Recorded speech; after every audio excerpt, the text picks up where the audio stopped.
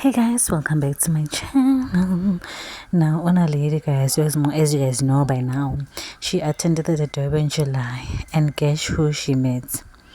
Oh, Father Patrick, the guy who was insulting her and bullying her for her looks, right? And I guess he did apologize and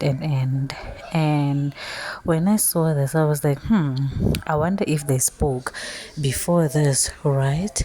But then again, I had to remember that, Naledi, like, she seems like a very sweet girl, doesn't hold grudges.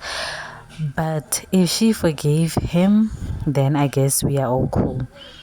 Then I'm cool with him as well, as long as she forgives him.